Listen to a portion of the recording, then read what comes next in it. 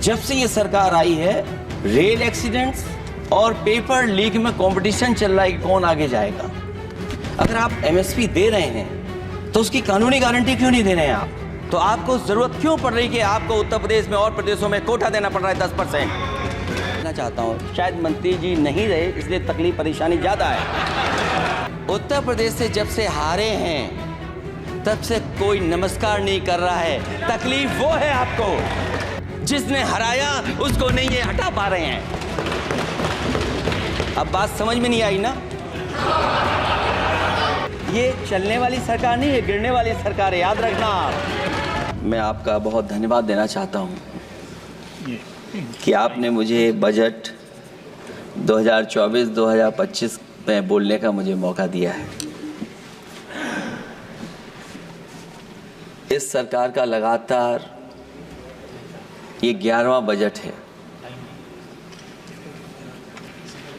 11वें budget के बाद भी नाउम्मीदगी दिखाई दे रही है और सरकार में है तो सरकार के लोग तो अच्छी बात करेंगे ही।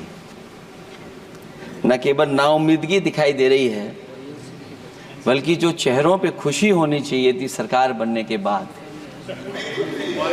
वो चेहरों पे उतनी खुशी नहीं दिखाई दी।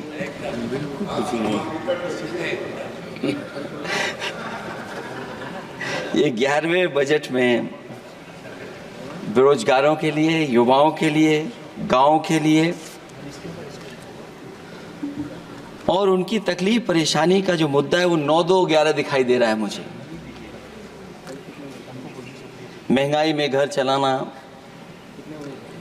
बच्चों को पढ़ाना और घर के बड़े बुजुर्गों की दवा इलाज से लेकर के महंगाई का जो सामना करना पड़ रहा है, ये बातें परिवार वाले बखूबी जानते हैं।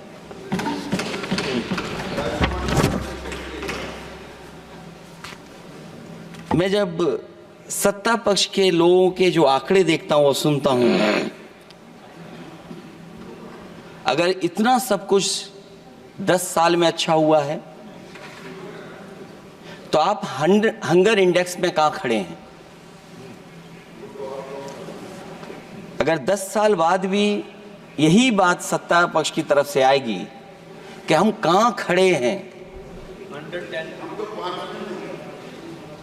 आपने बड़ा सपना दिखाया make in India. Uttar Pradesh जैसे बड़े स्टेट से सबसे ज्यादा लोकसभा के सांसद चुने जाते हैं। हमें कोई बहुत बड़ा प्रोजेक्ट नहीं मिला,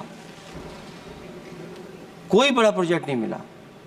प्रधानमंत्री जी मिले हमें। और अगर कोई सभापति महोदय कोई बड़ा प्रोजेक्ट मिला हो 10 साल में, कोई आईआईएम मिला हो,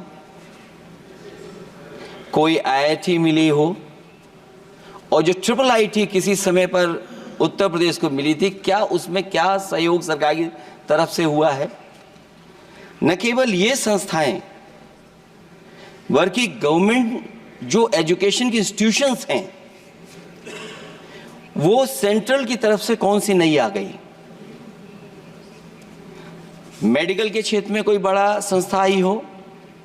जो 2 एम्स आए हैं, मुझे याद है कि रायबरेली का एम्स भी समाजवादी सरकार में जमीन दी गई, उसके परिणाम है कि वह एम्स बन गया। गोरखपुर में भी जो एम्स आया, समाजवादी सरकार थी, जमीन दी गई, तब एम्स आया। और जो एम्स आ भी गए हैं अगर वहां 2, क्या उनमें पर्याप्त इलाज मिल पा रहा है? केवल यही नहीं, मेक इन इंडिया सपना तो ये दिखाया गया था कि अगर प्राइवेटाइजेशन हो जाएगा तो नौकरियां मिल जाएंगी। कुछ हद तक तो बहुत सी चीजें प्राइवेटाइज हो गईं, लेकिन नौकरियां कम होती चली गईं। और जो सबसे बड़ा सवाल है, जो पीड़ित परिवार के लोगों को जो हक और सम्मान मिलता है, क्या ये सरकार वो दे पा रही है? टैक्स कलेक्शन में सपना दिखा रहे हैं कि हम यहां पहुंच गए हैं। आखिरकार एक्सपोर्ट क्यों कम होता चला जा रहा है, और हम जो ट्रेड डेफिसिट है उसको कैसे खत्म करेंगे?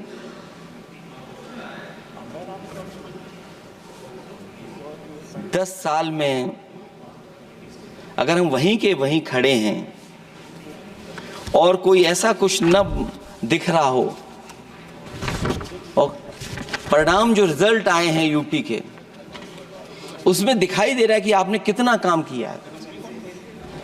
सभापति महोदय, अगर ये सब कुछ अच्छा किया होता तो क्या परिणाम ऐसे आए होते?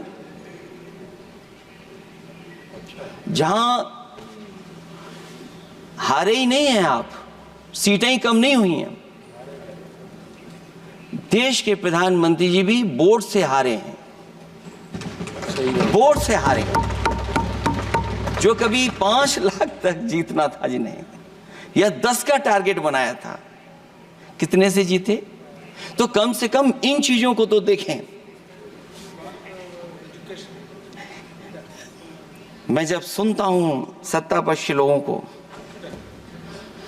तो मुझे वो लाइनें याद आ जाती कि वो झूठ बोल रहा था, बड़े सलीके से मैं एतवार न करता तो और क्या करता।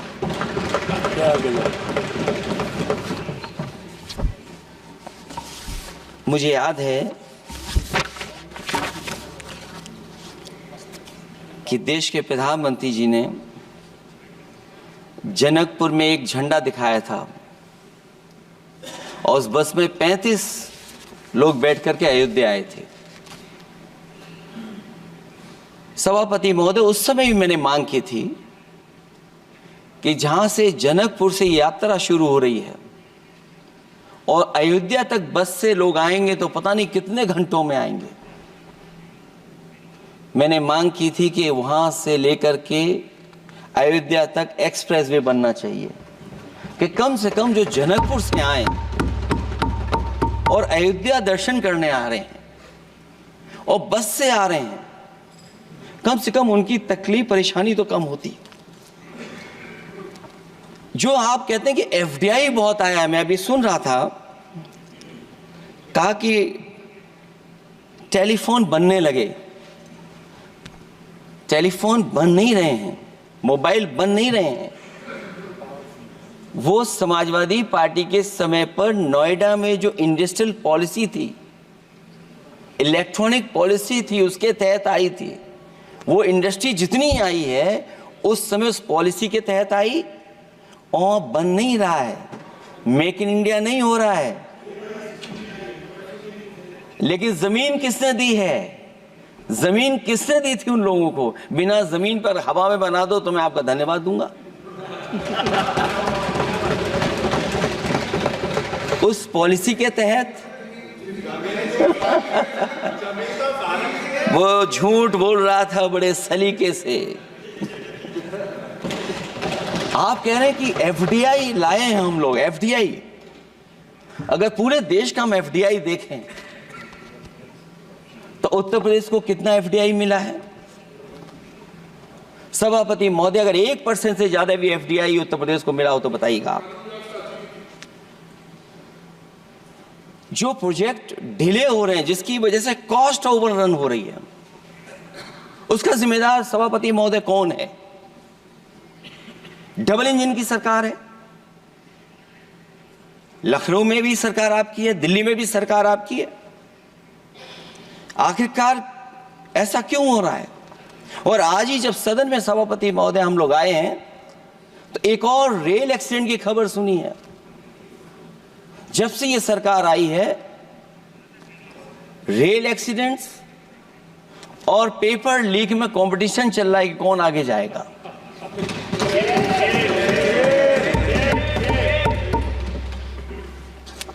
मैं तो अखबारों में पढ़ता था सभापति महोदय कि तोड़ फोड़ करके ये सरकार बनाते हैं। अभी एक सदस्य पिछली बार वो तोड़ फोड़ कर करके शायरी भी बनाने लगे हैं। जो प्रोजेक्ट और जिस प्रोजेक्ट के लिए प्रधानमंत्री जी एयरफोर्स का सबसे बड़ा हवाई जहाज हरकुलिस विमान लेकर के आए थे और वो सड़क पर उतरे थे, वो एक्सप्रेस वे पर उतरे थे। मैं समझता हूं सभापति महोदया, यहां जितने माननीय सदस्य हैं सब ने देखा होगा और सब ने निर्देश के अनुसार उस पर ट्वीट भी किया होगा। वो जो एक्सप्रेस वे अगर किसी ने बनाया था सभापति महोदय, जो डिजाइन टेक्नोलॉजी का पार्ट अलाइनमेंट, वो समाजवादियों की देन थी, वो आपकी देन नहीं थी। ये बात मैं इसलिए कह रहा हूं सभापति महोदया क्योंकि इस बजट में सरकार चलाने के लिए आपने पैकेज दिया है।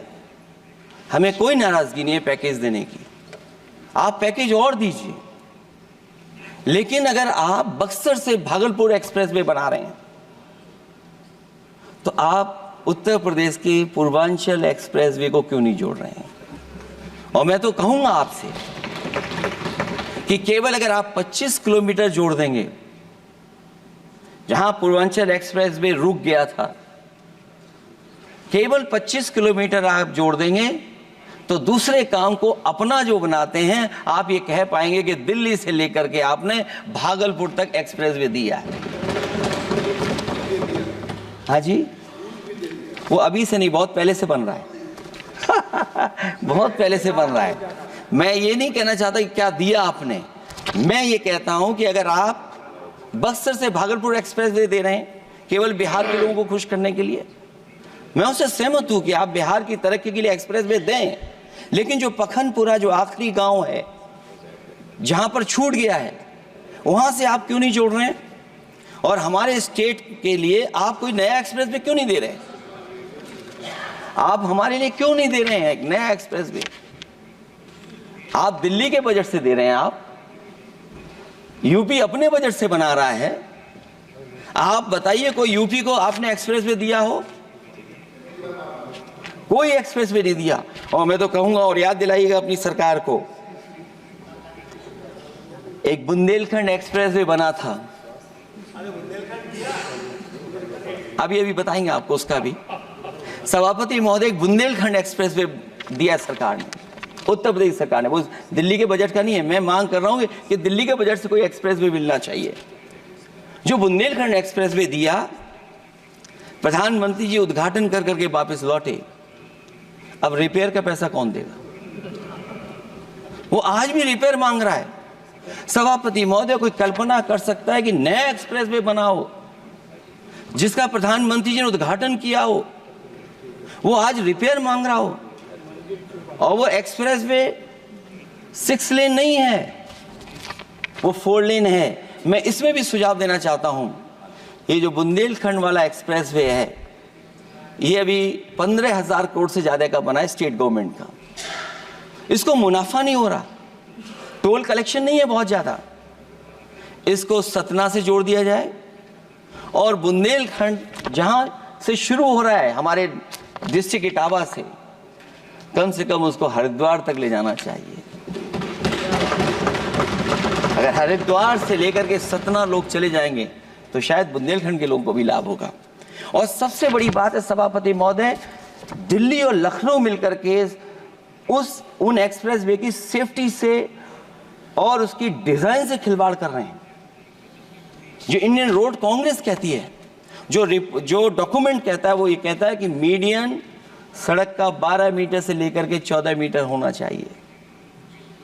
आप जाकर के देख के आइए, जो पूर्वांचल वाला बना है उसका मीडियन कितना है? क्या भविष्य में आपने चलने वालों की सेफ्टी के साथ खिलवाड़ की है कि नहीं की है?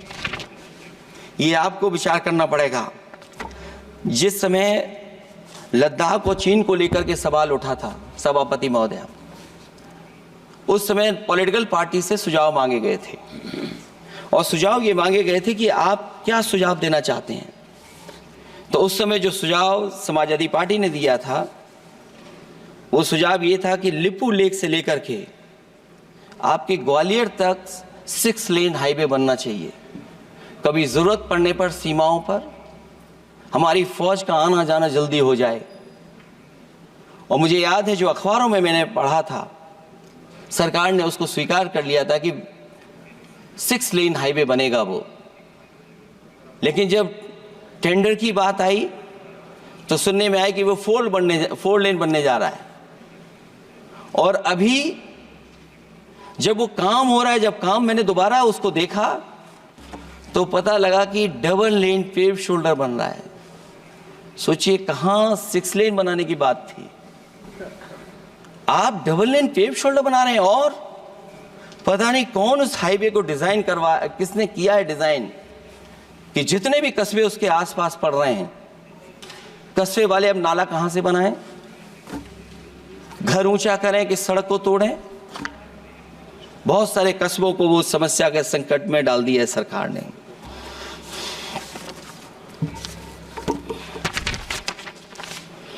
जो सरकार मंचों से ये कहती थी कि हम किसानों की आय दोगुनी कर देंगे, आज तो 11 साल हो गए सरकार को। किसान की आय दोगुनी हो गई क्या सरकार बताए?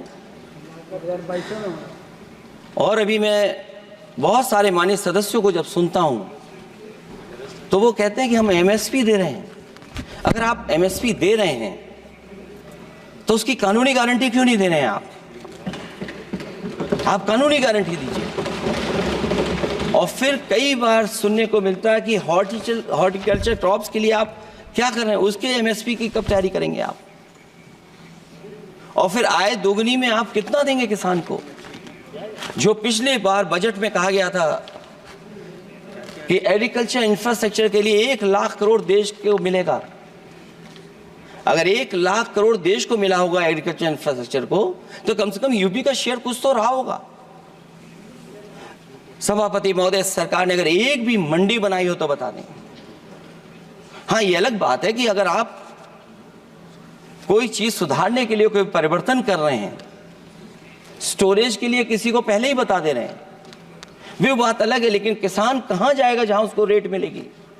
और फिर ये इस बजट में कहा जा रहा है कि हम 109 high yielding and climate resilient varieties लाएंगे। तो सभापति महोदय, हम अपने माननीय मंत्री से कहेंगे कि वो ग्लोबल वार्मिंग के लिए जो आप काम पिछले कितने वर्षों से कर रहे हैं, क्या हुआ उस ग्लोबल वार्मिंग का? COP21 में भी आप हुआ है, G20 में भी आपने आश्वासन दिया, और कुछ नहीं किया। तो आपको क्या लाना पड़ रहा है? 109 high yielding and climate resilient varieties. आप मुझे बताओ किसान पर कब तक पहुंचाओगे आप? और उसको पहुंचाने के लिए आपके पास क्या इंतजाम है? और फिर दूसरे पैराग्राफ में फिर बदल जाते हैं आप। अभी आप बात कर रहे हैं रेजिलेंट वैरायटीज की, और फिर आप कह रहे हैं कि हम नेचुरल फार्मिंग को बढ़ावा देंगे। सभापति महोदय, इस सरकार बताए कि रेजिलेंट क्रॉप सीड्स कब तक पहुंचा देंगे, उससे लाभ किसानों को कैसे मिलेगा? और फिर नेचुरल फार्मिंग जो अभी भी कर रहा है किसान कई जगह पर, उसके लिए क्या अलग से पैकेज है आपके पास बजट में? आपने तो केवल सभापति महोदय एक चीज सीखी है पार्ले जी बिस्किट से, महंगाई और मुनाफा। इस सरकार ने 10 साल में डीएपी की बोरी को, खाद की बोरी को छोटा कर दिया।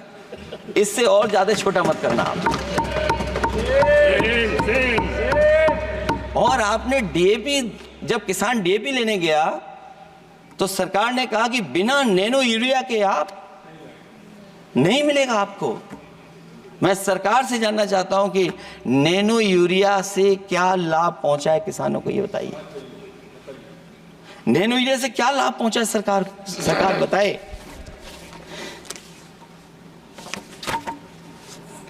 हमारे यहां बड़े बड़े आयोजन हुए सभापति महोदय, इन्वेस्टमेंट मीट के बड़े बड़े आयोजन हुए इन्वेस्टमेंट मीट के, और 5 लाख करोड़ के एमओयू साइन हो गए। 5 लाख करोड़ के। मैं ये सभापति महोदय, बजट हमारी क्या मदद कर रहा है उत्तर प्रदेश के उद्योग लाने के लिए? और ऐसे आयोजन हुए जिसमें देश के प्रधानमंत्री आए, देश के राष्ट्रपति आए और देश के जितने बड़े उद्योगपति सब आए थे। लेकिन आज यूपी को क्या मिला वहां पर?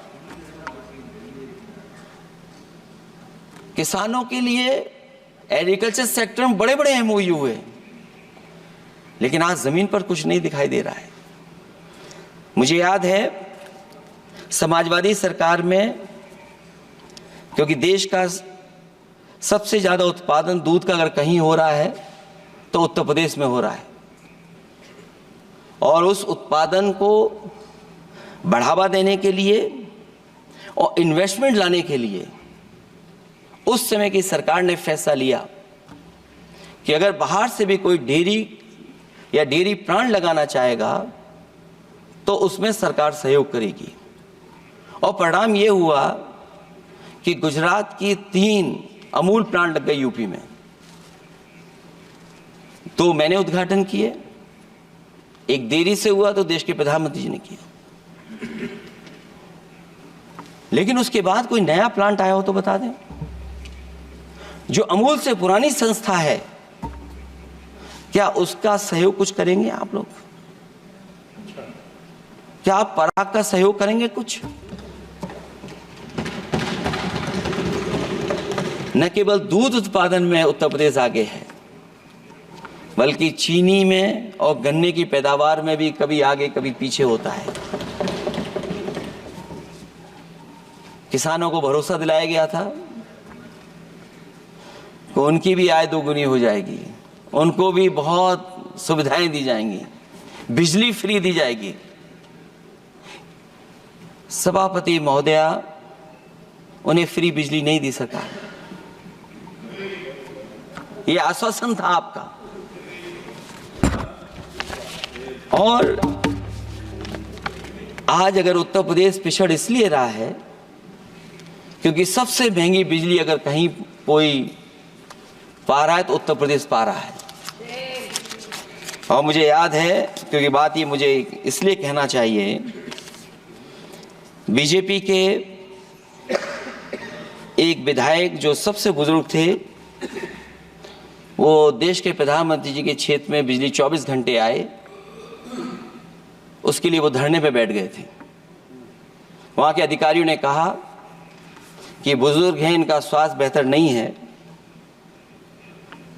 इनका धरना आप उठवा दीजिए।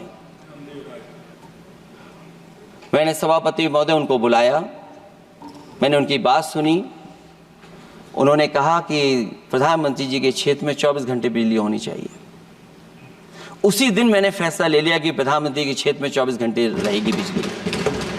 और मैंने उससे मांग की सभापति महोदय कि उत्तर प्रदेश देश के प्रधानमंत्री को बनाने में सबसे बड़ा सहयोग किया है, इसका कम से कम बिजली का कोटा तो बढ़ जाए यूपी का। वो 8 साल हो गए, उत्तर प्रदेश ने देश के प्रधानमंत्री को तो दे दिया, लेकिन अभी तक बिजली का कोटा नहीं बढ़ा। हमें उम्मीद है 11 शुभ होता है, इस 11वें बजट में कुछ तो सुविधाएं ऐसी उत्तर प्रदेश को दी जाएंगी जिससे वहां के लोगों को लाभ पहुंचे, मदद पहुंचे।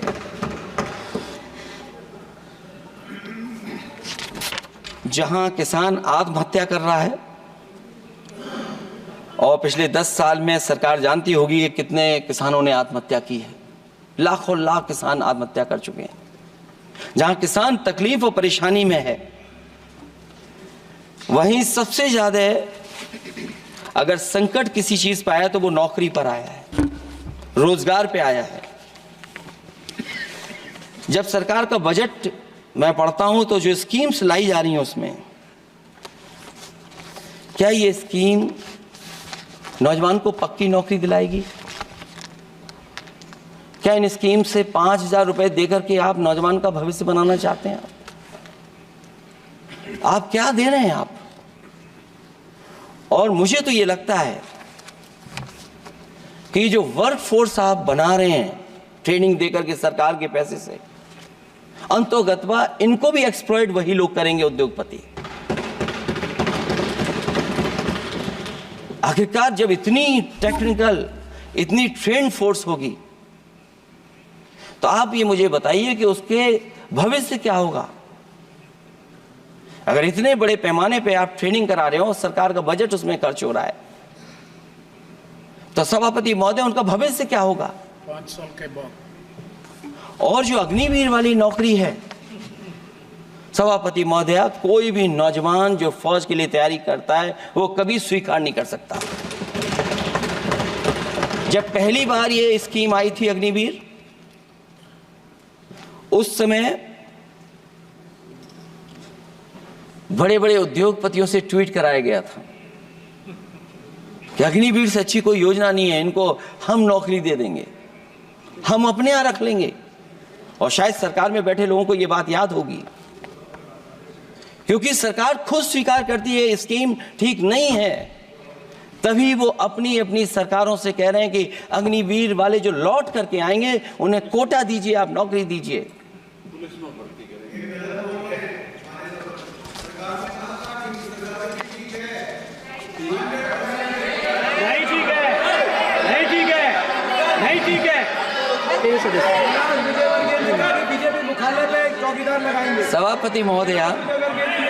सभापति महोदय मैं बैठ जाता हूं, आप खड़े होकर के कह दीजिए अग्निवीर व्यवस्था अच्छी है।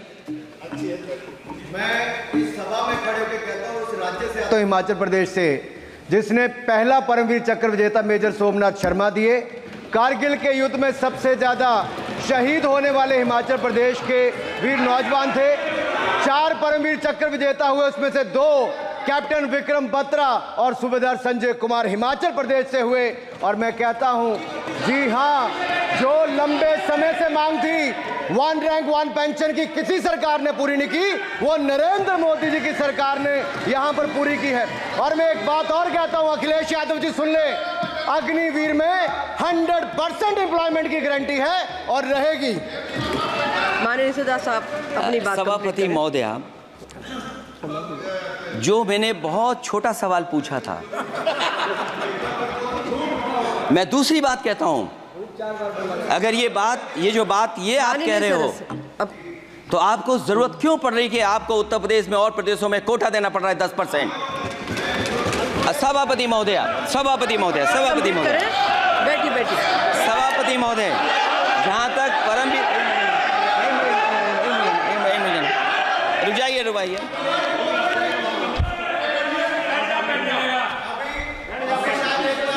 अरे सुनने दो। माननीय सदस्य साहब अपनी सभापति महोदय, चैल जानते हैं आप कहाँ हैं? चैल जानते हैं आप कहाँ हैं? कभी गए हो उस मिलिट्री स्कूल में? मैं खुद मिलिट्री स्कूल का पढ़ा हूँ। और आप परमवीर चक्र की बात कर रहे हो, तो हम भी तमाम नाम गिना सकते हैं। माननीय सदस्य से मैं आग्रह कर रही हूँ, आपस में चर्चा न करें। ये सभापति महोदय, जी 1 मिनट से भी कम, मैं आपके सामने कहना चाहता हूं, ये तो केवल मिलिट्री स्कूल गए हैं। मैं आज भी टेरिटोरियल आर्मी के 124 रेजिमेंट में कैप्टन के रैंक पे अपनी सेवाएं दे रहा हूं। अखिलेश जी केवल ज्ञान मत बांटिए, राहुल गांधी जी के साथ बैठकर अब वहां बुलाने का झूठ बोलने की आपको आदत पड़ गई। प्लीज बैठिए, प्लीज। माननीय सदस्य से मैं आग्रह कर रही हूं, आप अपनी बजट पर चर्चा करें। सभापति महोदय, आपका समय पूरा हो गया है, प्लीज कंप्लीट करिए। सभापति महोदय, मैं इसलिए नहीं कह रहा, मैं क्या बात कहना चाहता हूँ, शायद मंत्री जी नहीं रहे इसलिए तकलीफ परेशानी ज्यादा है। और आप, अरे हमारा दर्द नहीं समझोगे, हम आपका दर्द चेहरे से पढ़ते हैं। अच्छा, दर्द मैं बताता हूँ। माननीय सदस्यों से मैं आग्रह कर रही हूँ, सभापति महोदय, दर्द मैं बताता हूँ। आप बजट पर चर्चा करिए, प्लीज बजट पर चर्चा सभापति जी, करिए। दर्द मैं बताता हूँ, देखिए दर्द बात पहुंचेगी कि नहीं पहुंचेगी। सभापति महोदय, उत्तर प्रदेश से जब से हारे हैं तब से कोई नमस्कार नहीं कर रहा है। तकलीफ वो है आपको। कंप्लीट करिए। वो वीडियो हमने देखा है कि कोई किसी को नमस्कार नहीं कर रहा है, कोई किसी को देख नहीं रहा है। चलिए, धन्यवाद माननीय। और जो अपने आप को बहुत ताकतवर कहते थे आप अपने आप को, जिसने हराया उसको नहीं ये हटा पा रहे हैं। अब बात समझ में नहीं आई ना? माननीय, जिसने हराया उसको नहीं हटा पा रहे। और अगर माननीय सभापति सदस्य, महोदय माननीय अग्निवीर सदस्य। व्यवस्था समाजवादी लोग स्वीकार ही नहीं कर सकते। आप बजट पर पूरी अपनी बात सभापति रखिए। महोदय अग्निवीर स्वीकार नहीं कर सकते। आप अपनी जब भी चर्चा हम रखिए, सत्ता कोई में दिक्कत आएंगे नहीं। साल 2 साल ये चलने वाली सरकार नहीं है, गिरने वाली सरकार है, याद रखना आप। माननीय सदस्य, और देखिए आप क्यों नहीं समझ रहे हो, साइकिल हमारा चुनाव चिन्ह है, साइकिल ही आपको सरकार चलवा रही है। जिस दिन साइकिल हट गई आप कहां बैठे मिलोगे। और दूसरे हमारे साथी हैं जो हमें लेकर के यहाँ लाए थे। माननीय हम यहाँ सदस्य से मैं छूट आग्रह गए, कर रही वो हूँ, चले गए कंप्लीट वहाँ। करिए। सभापति महोदय मैं 2-3 बातें कहता हूँ यूपी को लेकर के मैं मांग करता जी, हूँ। कंप्लीट करिए आप। सभापति महोदय चंबल एक्सप्रेस वे बनना चाहिए, क्योंकि देश का सबसे बड़ा एक्सप्रेस वे जो 1 लाख करोड़ का बना है वो दिल्ली मुंबई से है। और यूपी को क्यों नहीं जोड़ रहे हैं आप। गंगा को लेकर के सब चिंतित हैं, गंगा की सफाई अभी नहीं हुई है। जो बजट गया पता नहीं कहाँ चला गया, किसी को नहीं पता। जैसे पानी बहा वैसे ही बजट भी चला गया।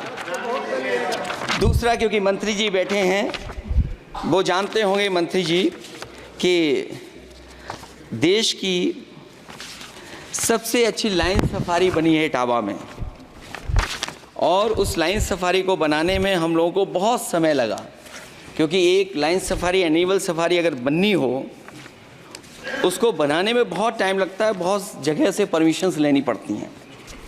हम लोगों को परमिशंस नहीं मिली, और क्योंकि वो प्रोजेक्ट अच्छा है, एशियाटिक लाइंस की ब्रीडिंग शुरू हो गई वहाँ पर। ये सरकार इसलिए नहीं शुरू करना चाहती है क्योंकि वो समाजवादियों ने बनाई है। पहली बार देश में एशियाटिक लाइंस पैदा हो रहे हैं।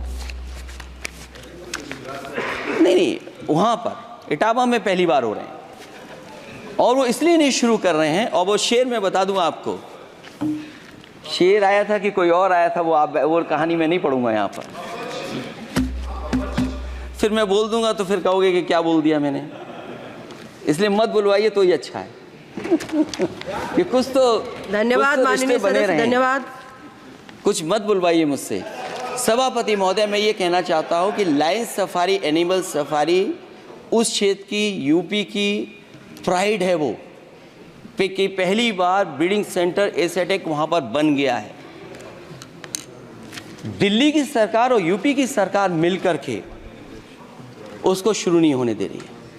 मुझे उम्मीद है कि उसको शुरू करवा देंगे आप। और आखिरी में मैं कहता हूँ, चलते चलते आप 2 लाइनें कहता हूँ। बुनियाद को नकार कर जो इमारतें उठाएंगे, हम भी देखते हैं वो किस मंजिल तक जाएंगे। धन्यवाद। बहुत बहुत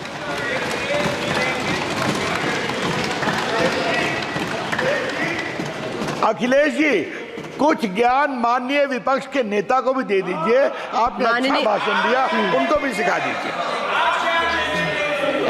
हालांकि अयोध्या को मैंने कहा हम काम नहीं रोक रहे हैं, लेकिन सभापति महोदय मैं कहना चाहता हूं, इन लोगों का कौन टाउन प्लानर है, कौन आर्किटेक्ट है, मैं नहीं जानता हूं, लेकिन जब सरकार से चले जाएंगे तो विश्व की सबसे बढ़िया नगरी अगर कोई बन करके दिखाएंगे तो वो अयोध्या नगरी होगी। माननीय सदस्य, क्योंकि इससे बड़ा सम्मान और कोई नहीं हो सकता।